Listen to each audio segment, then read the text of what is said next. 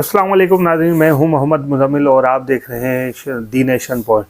नाज़रीन, जैसा कि गुज़िश्ता रोज़ आप देखा खान साहब के जो टाइगर्स हैं, कराची के सिंध के जो टाइगर्स हैं, उन्होंने एक तूफ़ान बदतमीज़ी मचा रखा है कासिम अली शाह के हवाले से। कासिम अली शाह ने चंद रोज़ पहले इमरान खान साहब और दीगर शहबाज शरीफ और दीगर लोगों के इंटरव्यूज़ किए। फिर एक सहाफ़ी ने उनका इंटरव्यू किया, उनसे पूछा कि जनाब आपने इन सब के इंटरव्यू किए, किस में क्या पाया। जिस उसकी सोच है, मैं अगर किसी की सपोर्ट करता हूँ, किसी सियासी जमात की, ये मेरी ज़ाती राय है, कोई मुझ पे कोई चीज़ मुसलत नहीं कर सकता।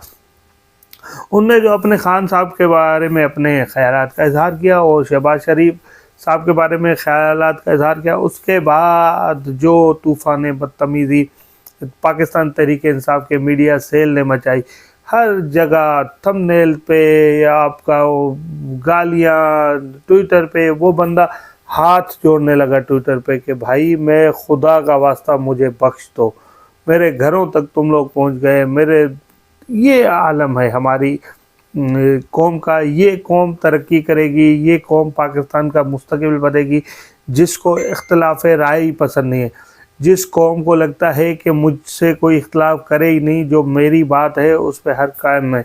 मेरी सोच अपनी है, दूसरे के अलग है, हमें इख्तिलाफ राय का सबको हक देना चाहिए। मगर बदकिस्मती से जो हकूक़ के अलमबरदार बने फिरते हैं, जो नया पाकिस्तान के अलमबरदार बने फिरते हैं, फिर उनकी तरफ से इस तरह की कैंपेन चलाई जाती है और उनको देखिए, एक तो आवाम है ना, मीडिया सेल है उनका, या लोग हैं जो यूथ ही है जो उनको पसंद करते हैं, उन्होंने ये चीज़ें चलाई, समझ में आता है।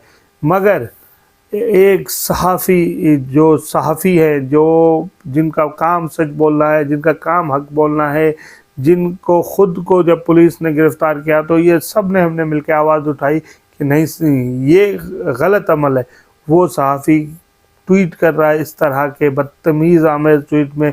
इमरान रियाज़ की बात कर रहा हूँ कि उन्होंने भी कासिम अली शाह को बहुत बड़ा बुरा कहा। खान साहब की देखिए, आप ज़रूर पसंद करते होंगे, आपके लीडर होंगे कि इमरान रियाज़ के लीडर इमरान खान साहब होंगे, मगर कि एक सहाफ़ी दूसरे सहाफ़ी को इस तरह की चीज़ें, और ऐसा बंदा जिसको दुनिया सुनती है, जिनकी किताबें पढ़ के दुनिया मोटिवेट होती है, उसको आज हमारे मुल्क में, और देखें इस चीज़ की सज़ा भी मिलती है। सज़ा क्या मिलती है?